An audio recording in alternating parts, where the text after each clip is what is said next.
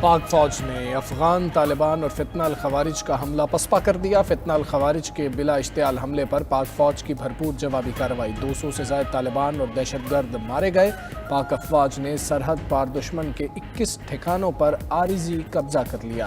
جھڑپوں میں پاکستان کے 23 جوان شہید، 29 زخمی ہوئے۔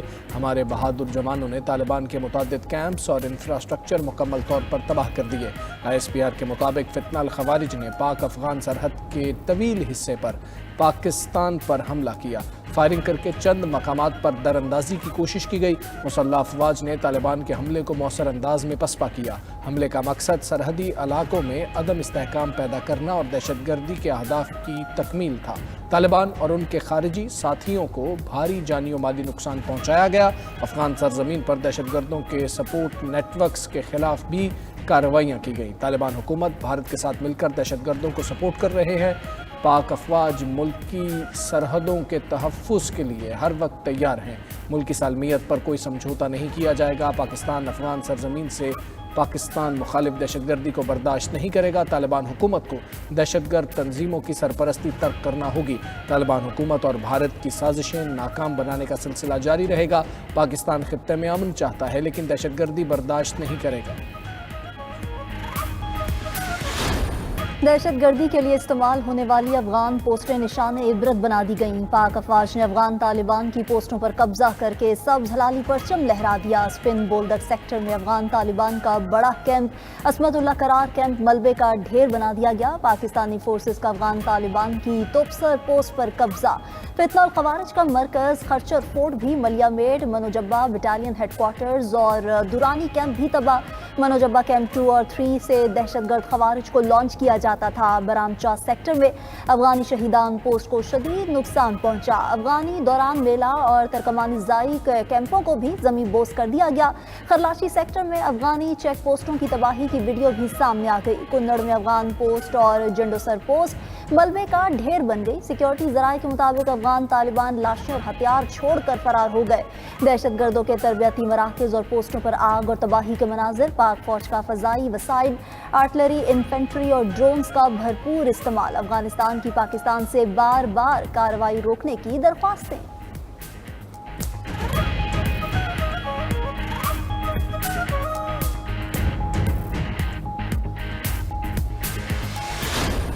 بلوچستان سے خیبر پختونخوا تک سرحد پار دہشت گردوں کے اڈوں پر حملے۔ طالبان کا دورانی کیمپ 2 کامیاب سٹرائک سے مکمل تباہ۔ کیمپ میں موجود 50 سے زائد طالبان اور خارجی مارے گئے۔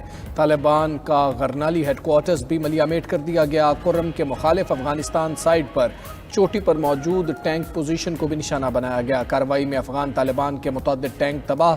بلوچستان میں بھی سرحد پار پاکستان کے حملے، متعدد خارجی ہلاک، کئی چیک پوسٹیں تباہ۔ لیوبند اور قلعہ عبداللہ میں افغانی پوسٹ تباہ۔ چاغی میں بھی پاکستانی سیکیورٹی فورسز کے افغان دہشت گردوں پر وار۔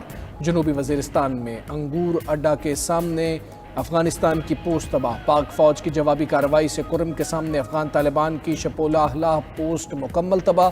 باجوڑ کے سامنے افغان طالبان کی کرزئی پوسٹ مکمل طور پر ملیا میٹ۔ جنوبی وزیرستان کے ملحقہ سرحدی علاقوں میں پاک فوج نے متعدد افغان چوکیاں مکمل تباہ کر دی۔ یوب، انگور اڈا اور دیگر افغان طالبان پوسٹوں پر پاکستانی پرچم لہرا دیا گیا۔ افغان طالبان نے پاک فوج کے سامنے سرنڈر کر دیا۔ پاکستان کے زیر قبضہ افغان پوسٹ کے اندرونی مناظر منظر عام پر۔ پوسٹ پر افغانی یونیفارم اور ہتھیار رکھے ہوئے ہیں۔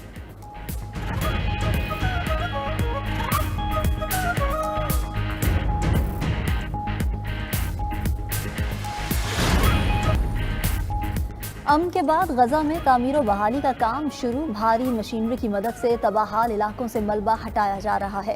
مصر کے راستے غزہ میں امدادی سامان کی ترسیل بھی جاری۔ خوراک، ادویات، پناہ گاہوں کا سامان اور ایندھن شامل۔ معاہدے کے تحت اسرائیلی فورسز یلو لائن تک پیچھے ہٹ گئی ہیں۔ غزہ جنگ بندی کے پہلے مرحلے میں امریکہ کے 200 فوجی اسرائیل پہنچ گئے۔ غیر ملکی میڈیا کے مطابق امریکی فوجی غزہ نہیں جائیں گے۔ قطر، مصر اور ترکیے کے فوجیوں سے تعاون کریں گے۔ امریکی نمائندہ خصوصی اسٹیو وٹکوف کا غزہ کا دورہ، اسرائیلی فوج کی واپسی کا جائزہ لیا۔ دوسری طرف امن کے بعد غزہ کے بازاروں کی رونقیں بحال ہونے لگی ہیں۔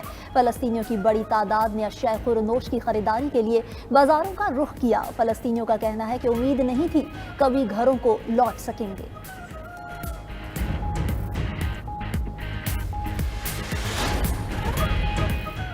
خیبر پختونخوا کے وزیر اعلیٰ کے لیے 4 امیدوار آمنے سامنے. نئے وزیر اعلیٰ کا انتخاب آج شو آف ہینڈ سے ہوگا. پی ٹی آئی کی طرف سے سہیل آفریدی وزیر اعلیٰ کا انتخاب لڑیں گے. اپوزیشن لیڈر کے پی ڈاکٹر عباد اللہ نے کاغذات نامزدگی واپس لے لیا. اپوزیشن سے زرق ارباب اور سردار شاہجہاں یوسف میدان میں. مولانا لطف الرحمان بھی وزیر اعلیٰ خیبر پختونخوا بننے کی دوڑ میں شامل. دوسری طرف پی ٹی آئی نے وزیر اعلیٰ کے انتخاب کے لیے نون لیگ اور پیپلز پارٹی سے تعاون مانگ لیا. پی ٹی آئی کے پارلیمانی وفد کی وفاقی وزیر امیر مقام اور گورنر خیبر پختونخوا فیصل کریم کنڈی سے ملاقاتیں. وزیر اعلیٰ کے امیدوار سہیل آفریدی کو بلا مقابلہ منتخب کرانے کی درخواست کی. گورنر نے کہا علی امین گنڈاپور کے استعفے کی منظوری میں آئین و قانون کی پاسداری کروں گا.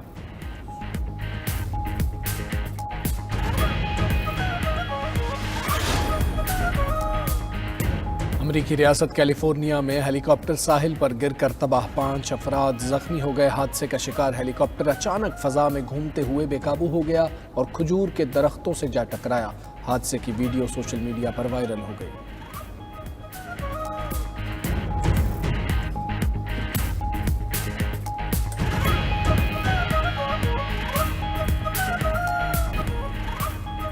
سعودی عرب، قطر اور ایران کا پاکستان اور افغانستان کے درمیان کشیدگی پر تشویش کا اظہار. سعودی وزارت خارجہ نے اپنے بیان میں کہا پاک افغان سرحدی کشیدگی پر تشویش ہے. دونوں ممالک تحمل کا مظاہرہ کریں، مذاکرات کے ذریعے مسائل حل کریں. سعودی عرب کا علاقائی اور عالمی سطح پر امن و استحکام کے لیے اپنے عزم کا بھی اعادہ.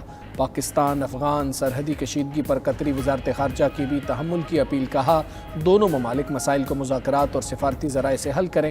ایران کی پاک افغان کشیدگی کم کرانے میں مدد کی پیشکش. ترجمان ایرانی وزارت خارجہ اسماعیل بقائی نے کہا ہر ملک کی علاقائی سالمیت اور قومی خود مختاری کا احترام ضروری ہے. ایران ہمسایہ ممالک میں کشیدگی کم کرانے میں مدد کرنے کے لیے تیار ہے.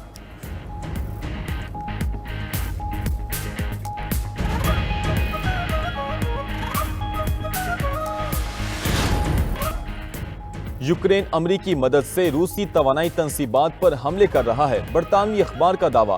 کہا امریکہ یوکرین کو روسی توانائی تنصیبات پر حملوں کے لیے خفیہ مدد فراہم کر رہا ہے. حملوں کا مقصد روسی معیشت کو کمزور کرنا اور روسی صدر کو مذاکرات پر مجبور کرنا ہے. امریکی ماہرین یوکرینی ڈرون کے لیے اونچائی، وقت اور مشن پلاننگ میں براہ راست تعاون فراہم کرتے ہیں.